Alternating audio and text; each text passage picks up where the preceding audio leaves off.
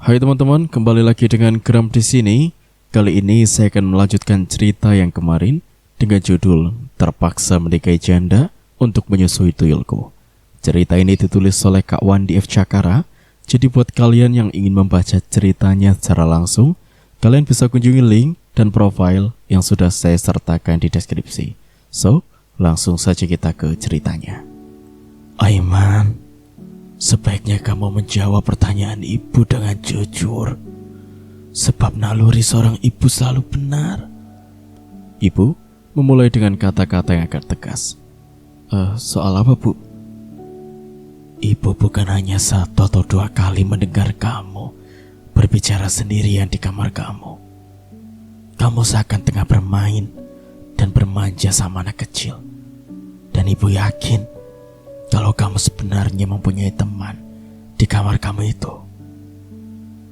Tapi aku gak punya teman. Benar, aku cuma sendirian. Berarti kamu belum jujur, Aiman. Sebab ibu mencium bau anyir seperti bau bangkai ikan. Dan ternyata ibu menemukan sisik-sisik ikan yang mungkin tertinggal saat kamu membersihkan kamar. Aku bingung. Jika aku jujur, pasti ibu akan sangat marah. Tapi jika aku berbohong, aku juga tak bisa. Aku menghormati ibu sebagai orang yang paling berjasa di dunia ini. Iya ibu, benar. Aku membawa teman kecil di dalam kamarku. Nah kan, tapi ibu tidak pernah melihat dia. Di mana dia sekarang? Tanya ibu dengan nada datar tidak seperti tadi. Dia ada di sini bersama kita. Apa? Ibu tidak melihat ada orang lain selain kita. Dengan perlahan dan hati-hati aku mulai menceritakan tentang pertemuanku dengan Joker yang kini bersama kami mendengarkan percakapan kami. Oh begitu. Berarti dia memang sejenis tuyul. Tapi dia masih mempunyai naluri manusia. Karena janinnya belum sampai mati membusuk. Jadi bagaimana menurut ibu? Jika ibu keberatan, mungkin aku akan mencari kontrakan agar kehadiran anak itu tidak mengganggu ketentraman bapak dan ibu. Jangan cepat ambil keputusan. Biar nanti kita rembukan dulu sama bapak kamu. Akhirnya, obrolanku dengan ibu selesai dan menunggu keputusan dari bapak. Ternyata, ayah mengerti dengan perasaanku yang ingin menganggap Joker sebagai keluarganya. Mungkin ayah berpendapat kalau aku merindukan kehadiran seorang adik yang tak bisa ia miliki sampai sekarang. Dan aku tetap menjadi anak tunggal di rumah ini. Ya sudah, kalau itu sudah menjadi keputusan kamu untuk merawat anak itu dengan baik. Tapi Bapak juga belum pernah melihat dia. Apa dia ada di kamar kamu? Tanya Bapak kemudian. Dia ada di sini bersama kita, jawabku singkat. Mana? Bapak dan Ibu mau melihat dia. Tentu saja. Apa dia menyeramkan? Seperti kebanyakan cerita tuyul yang katanya berbadan pendek, hitam, dan kepala gundul. Tanya Bapak lagi dengan agak ragu. Zaman sudah berubah, Pak. Begitu juga dengan tuyul di zaman sekarang ini. Joker jauh dari apa yang Bapak perkirakan. Kemudian aku meminta Joker untuk menampakkan diri di hadapan kami. Seketika itu asap tipis terlihat di sebelahku. Ibu menempelkan tubuhnya pada Bapak. Ia kelihatan sangat ketakutan. Dan tak lama kemudian asap tipis semakin menebar. Tiba-tiba di hadapan mereka kini sudah berdiri satu sosok anak laki-laki berusia 7 tahun dengan wajahnya yang tampan. Kedua orang tuaku nampak takjub melihat sosok anak tersebut. Bapak, Ibu, inilah wujudku. Namaku Joker. Aku sangat berterima kasih jika kalian semua mau menerima kehadiranku di rumah ini. Ucapan Joker tentu saja membuat kedua orang tuaku terharu. Iya Joker, Aiman sudah bercerita banyak tentang kamu. Dan kami dengan kedua tangan terbuka menerima kehadiran kamu. Anggaplah Aiman sebagai kakak kamu. Dan kami yang tua ini anggap seperti kakek dan nenek kamu sendiri. Begitu kata kedua orang tuaku. Ungkapan itu bukan hanya ucapan saja, Bapakku selalu senang jika melihat Joker bermain. Beliau juga membelikan mainan untuk Joker jika kebetulan ada rezeki lebih. Rumah kami yang semula sunyi kini mendadak seakan hidup dengan suasana kegembiraan. Kedua orang tuaku senantiasa memperhatikan Joker seperti cucu mereka sendiri. Namun sejauh ini aku tak pernah menceritakan perilaku Joker yang seringkali meletakkan uang di atas tempat tidurku. Dan aku tak menyangka kalau uang simpananku sudah cukup banyak. Aku bermaksud untuk membangun sebuah gudang di samping rumah. Maka aku minta izin kepada orang tuaku yang memandangku penuh keheranan dan tanda tanya. Membangun gudang itu akan memerlukan biaya besar. Apa kamu punya uang sebanyak itu? Rasanya Bapak dan Ibu tidak percaya kalau dengan usaha rongsokan kamu sudah menghasilkan, karena belum terlalu lama.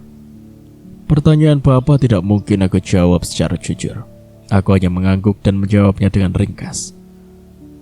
Aku rasa aku sudah punya cukup banyak uang, Pak. Ya sudah, itu terserah kamu. Pembangunan gudang belum lagi rampung, namun mulut tetangga mulai usil membicarakan keluargaku. Bahkan ada yang secara terang-terangan bertanya langsung kepada Bapak. Pak Mahmud, saya sepertinya pernah melihat seorang anak kecil, matanya hitam dan berkepala gundul. Jangan-jangan Pak Mahmud memelihara tuyul ya? Pantas saja, Aiman baru juga jadi tukang rongsok, kok sekarang bisa bangun gudang sebesar ini? Kata lelaki tetangga aku juga. Oh, masa Asep ini ada-ada saja? Ya kalau kami memelihara tuyul, sudah pasti kami kaya sejak dulu. Balas Bapak menutupi. Tapi saya jelas kok melihat tuyul depan rumah Bapak. Mas Asep masih kekeh dengan pendapatnya. Ya kalau Mas mau melihat ke dalam mencari tuyul itu, silakan Mas. Atau kalau memang ada, silakan tangkap saja. Sampai ini kok malah ngeyel, menuduh saya memelihara tuyul. Ayo sana, masuk ke rumahku, cari sampai dapat. Bapak mulai emosi. Saya bukan menuduh, tapi ini faktanya. Aiman bisa membangun gudang. Uang dari mana kalau bukan dari tuyul itu? Wah, kalau begini caranya sampai memang ajak ribut. Ayo kita berkelahi cara jantan.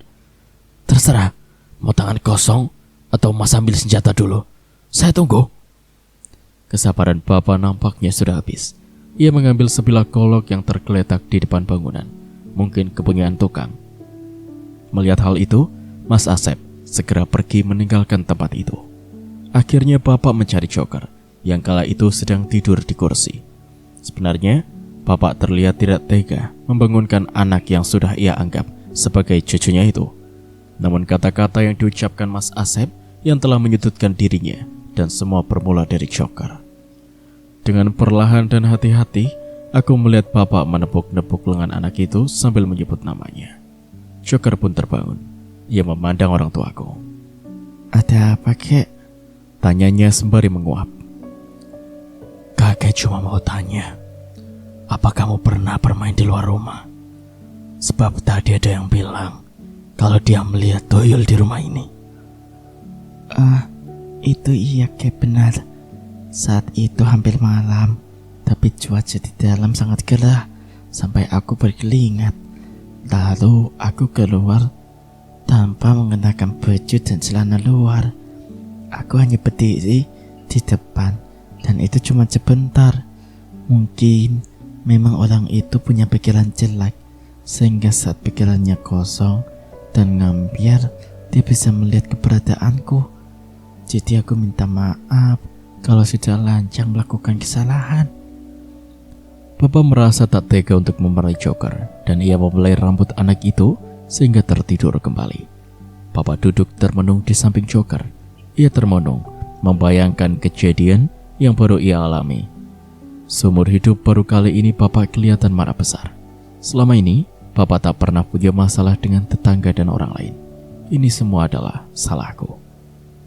Bapak, semua yang dikatakan Mas Asep itu benar adanya. Aku mulai mengungkapkan perasaanku selama ini. Aku mempunyai uang sebanyak ini karena pemberian dari Joker. Semula aku menolak pemberian darinya karena aku tak mau menerima uang hasil mencuri. Tapi Joker memaksa aku untuk menyimpan uang itu. Menurutnya ia tidak mencuri, tapi merampas hasil curian yang dilakukan oleh tuyul-tuyul lain yang dapat perintah dari majikannya untuk mencari uang sebanyak mungkin. Aku menjelaskan secara rinci tentang dari mana uang itu berasal. Sebenarnya anak ini berniat baik, hanya saja caranya tetap salah. Ya sudah, mau bagaimana lagi? Semua sudah terjadi. Sekarang baru satu orang yang bermasalah dengan kita. Mungkin besok atau lusa pasti akan bertambah. Kita tak bisa berbuat banyak dan hanya membela diri sebisa mungkin. Bapak berkata benar tentang kemungkinan yang akan terjadi. Kini kedamaian keluargaku mulai terusik oleh sikap tetanggaku yang agak menjauhi kami. Kalaupun menyapa, ujung-ujungnya mereka mencibir. 1-2 kali aku mendengar kata-kata yang menyinggung soal keluargaku memelihara tuyul. Masih bisa aku maklumi, namun aku juga manusia biasa yang punya batas kesabaran. Duh, enak ya, sejak punya tuyul, gak kerja juga duit datang sendiri, kata seorang lelaki parubaya saat aku tengah mengawasi tukang yang tengah merapikan gudang. Telingaku seketika menjadi panas. Aku menghampiri lelaki itu sambil mencabut parang yang sudah aku siapkan di belakang pinggangku. Coba katakan sekali lagi apa yang barusan Bapak bilang. Aku tak segan-segan meropek mulutmu yang bau itu dengan parang ini, kataku menggertaknya dengan menempelkan parang di mulutnya. Laki-laki itu terlihat sangat pucat wajahnya. Maaf, saya salah, ucapnya lirih. Sekarang aku masih memberimu ampun, tapi sekali lagi berani bilang begitu, aku akan mengirim kamu untuk menemui malaikat maut. Cepat pergi sebelum aku berubah pikiran. Aku membentaknya yang membuatnya lari ketakutan. Dan dalam hatiku tertawa, namun semua tidak berhenti sampai di situ. Pada suatu malam, tepatnya jam 8, saat kami berkumpul di ruang keluarga, kami mendengar suara gaduh di depan halaman rumahku. Dan ketika aku melihatnya dari kaca jendela, ternyata di sana sudah berkumpul sekitar 10 orang yang semuanya laki-laki. Terdengar teriakan mereka memanggil-manggil nama kami. Mahmud, keluar kamu. Aiman, jangan ngumpat. Begitu teriak mereka. Akhirnya, aku, Bapak dan Joker pun keluar menemui mereka. Sementara ibu, kami suruh duduk tenang. Ada apa kalian ribut-ribut di depan rumah saya? Mengganggu saja, tanya Bapak dengan suara agak keras. Sudahlah Pak, kalian jangan pura-pura bodoh. Cepat serahkan tuyul itu, karena sudah meresahkan warga, teriak seseorang dengan lantang. Kalau kalian memaksa, silakan kalian cari sendiri di rumah saya. Kenapa kalian tetap ngotot menuduh kami melihara tuyul? Kami bukan menuduh, tapi fakta. Banyak warga yang kehilangan uangnya, yang pasti dicuri oleh tuyul itu. Yang lainnya ikut bicara. Ya, kemarin Jono juga kehilangan uang 5 juta. Timpal yang lain, yang membuat teman di sebelahnya bertanya. Yang benar bro, masa Jono kehilangan uang sebanyak itu? Uang dari mana? Kan kalian semua tahu kalau Jono itu pengangguran. Mau ngerokok aja minta sama teman. Balasku. Ya tanya aja sendiri. Udah. Yang jelas kita harus mengusir keluarga ini dari kampung kita. Setuju? Setuju, teriak mereka serempak. Sebelum mereka mendekati kami, aku sudah lebih dulu menghadapi mereka dengan menghunus parang. Baiklah, siapa yang mau lebih dulu merasakan tajamnya senjata ini? Silakan maju. Atau kalian maju semua biar aku cepat menghabisi kalian. Dan kamu Mas Asep, sebaiknya aku lebih dulu merobek mulut kamu yang telah menyebar fitnah. Aku berkata sesumbar menunjuk Mas Asep dengan parang di tanganku.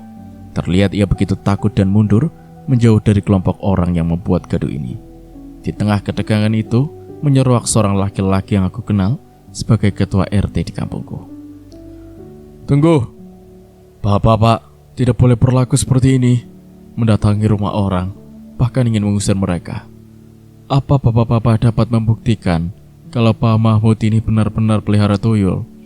Tanya Pak RT. Saya pernah melihatnya Pak RT, kata Mas Asep memberanikan diri. Seperti apa wujud makhluk itu?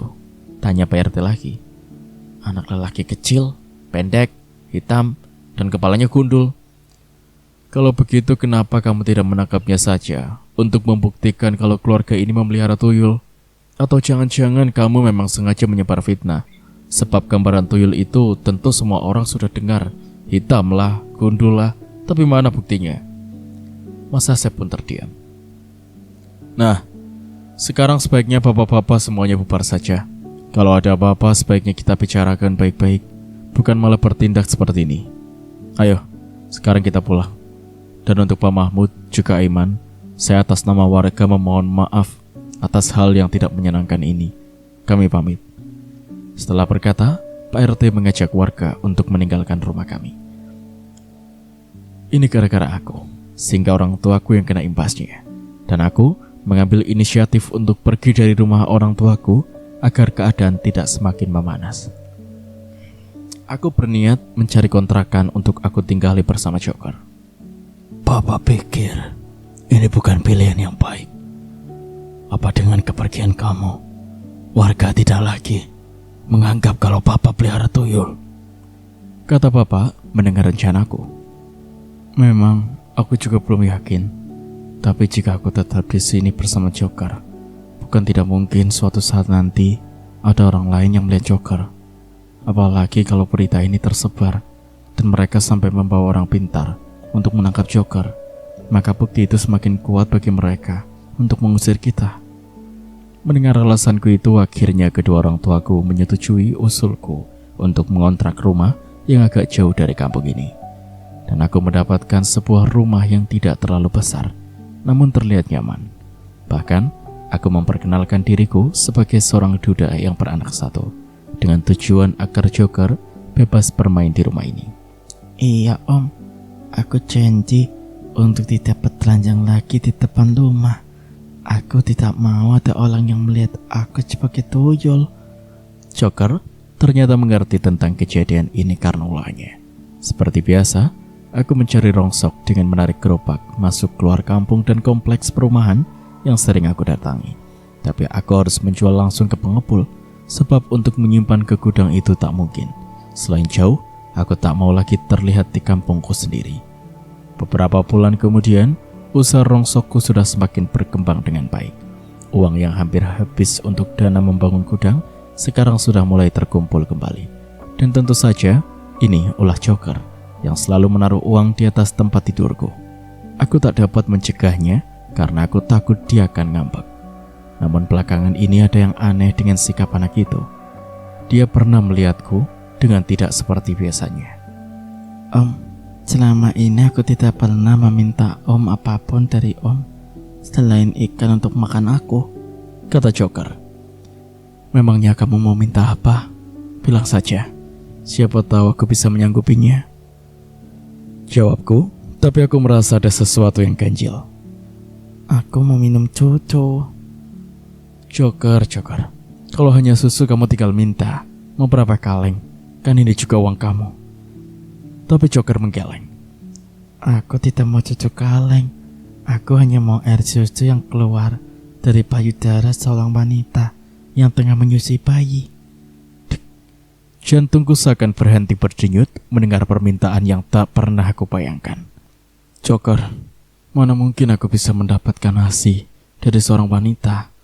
Bukankah kamu tahu kalau aku belum punya istri, apalagi sedang menyusui? Jadi tolong jangan minta yang aneh-aneh, kataku untuk meminta kesadaran Joker. Om, itu gampang. Kalau Om memang mau menuruti permintaanku, nikahi saja wanita yang tinggal di rumah sebelah kita ini. Dia itu janda yang ditinggal mati suaminya, bohong yang banyak, dan lamar dia. Aku yakin orang tuanya pun akan setuju. Aku termenung mendengar kata-kata yang merupakan sebuah perintah. Ternyata Joker telah memperlihatkan sikap aslinya yang bukan sikap manusia. Kalau aku tidak bisa, Om akan tahu akibatnya. Kamu mengancamku, Joker. Kenapa kamu jadi begini? Kamu jadi liar setelah melihat wanita menyusui bayi. Aku tidak mengancam Om, tapi aku hanya meminta imbalan atas apa yang selama ini aku berikan. Dan sudah saatnya Om memberikan apa yang aku inginkan. Joker, kenapa kamu jadi berubah? Dulu kamu lembut dan polos seperti anak-anak pada umumnya. Tapi sekarang kamu mulai menuntut aku. Setiap pembelian itu pasti ada permintaan. Tidak mungkin aku membeli Om terus-terusan, dan itu harus ada imbalannya. Sekarang cepat Om ke rumah wanita itu. Jerat dia dengan setumpuk uang, dan ia pasti menerimanya. Joker memintaku dengan penuh tekanan. Ternyata semua makhluk gaib itu sama saja. Dia hanya pura-pura baik agar dapat tempat di rumahku, tanpa aku menuntut. Ini sama saja seperti cerita tentang pesugihan memelihara tuyul, padahal tidak ada niatan bagiku untuk melakukan hal seburuk itu.